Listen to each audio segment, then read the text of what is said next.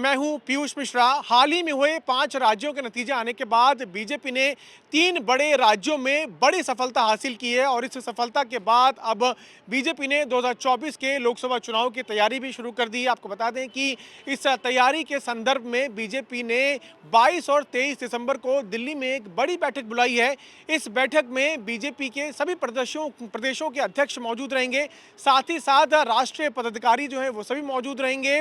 सभी प्रदेशों के प्रभारी, सह प्रभारी भी मौजूद रहेंगे और सभी संगठन के सभी मोर्चों के जो अध्यक्ष हैं वो सभी मौजूद रहेंगे। एक पत्र जारी किया गया है जिसमें ये लिखा गया है कि ये बैठक दिन में 3 बजे के आसपास शुरू होगी 22 तारीख को और अगले दिन यानी 23 दिसंबर को 4 बजे तक ये बैठक चलेगी। इस बैठक में सभी नेता मौजूद रहेंगे, सभी जो राष्ट्रीय लेवल के जो नेता हैं वो सभी मौजूद रहेंगे और समीक्षा की जाएगी कि किस तरह से बीजेपी आगे अब लोकसभा चुनाव की तैयारियां शुरू करे। जो बड़ी बातें इस में कही गई है वो ये कि विकसित भारत संकल्प यात्रा की समीक्षा की जाएगी, लोकसभा चुनावों की जो तैयारी है उसकी एक रूपरेखा तैयार की जाएगी, साथ ही साथ जो 5 राज्यों के नतीजे आए हैं उनकी भी समीक्षा की जाएगी और इस बैठक में कई बड़े राष्ट्रीय मुद्दों पर भी चर्चा की जाएगी। इसी के साथ बीजेपी ने कई बड़े प्रदेशों में, अगर हम उत्तर प्रदेश, राजस्थान, तेलंगाना, मध्य प्रदेश जो बीजेपी के लिए काफ़ी महत्वपूर्ण है, इन बड़े प्रदेशों में अभी से ही तैयारी शुरू कर दी है। कई लोकसभा क्षेत्रों में अधिकारियों की नियुक्ति कर दी गई है, विधानसभा स्तर पर चुनावों की जो है तैयारी शुरू कर दी गई है। साथ ही साथ मोर्चे जितने भी हैं देश भर में उन सभी मोर्चों को कह दिया गया है कि वो अपने हिसाब से एक रूपरेखा तैयार करें। तो जितनी भी बातें अब तक बीजेपी ने कही है उसी को लेकर अब इस बड़ी बैठक में डिस्कशन होगा। ये देखा जाएगा कि कैसे आगे आने वाले आगामी लोकसभा चुनाव में बीजेपी एक बहुत अच्छा प्रदर्शन करे। इससे पहले 2019 में जब बीजेपी की सरकार आई थी तो उस वक्त 303 बीजेपी की खुद की सीटें आई थी और साथ ही साथ अन्य दलों के साथ मिलकर बीजेपी ने एक बड़ी सरकार जो है, एक स्पष्ट बहुमत वाली सरकार केंद्र में बनाई थी। और उसी तरह से इस बार जो नारा दिया गया है, पिछली बार नारा था 300 पार, इस बार नारा 400 पार का दिया गया है। हाल ही में हुए जिस विधानसभा जो चुनाव हुए उसमें देखा कि किस तरह से नरेंद्र मोदी के चेहरे पर चुनाव लड़ा गया और बीजेपी को इससे काफ़ी फायदा हुआ। इन विधानसभा चुनावों में मध्य प्रदेश, छत्तीसगढ़, राजस्थान में एक चेहरा सामने था, वो था कमल का।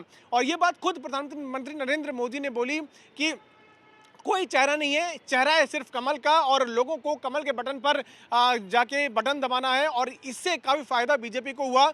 और लोकसभा चुनावों की अगर बात करें तो पिछले 10 सालों में जो उपलब्धियां सरकार की रही, हर विभाग में उन सभी उपलब्धियों को लेकर सरकार पहुंच रही है, बीजेपी लोगों तक पहुंच रही है, बता रही है कैसे, चाहे वो घर की बात हो, आवास की बात हो, पानी की बात हो, स्वच्छता की बात हो, साथ ही साथ जो सुविधाएं सरकार के द्वारा लोगों को दी गई है, गरीबों के कल्याण के लिए काम किए गए हैं, गरीबों के अकाउंट में सीधा पैसा पहुंचाया गया है, किसानों के लिए जो काम किए गए हैं, गरीबों के लिए, मजदूरों के लिए जो काम किए हैं सरकार ने, उन सभी चीज़ों को लेकर बीजेपी अब जन जन तक पहुंचेगी।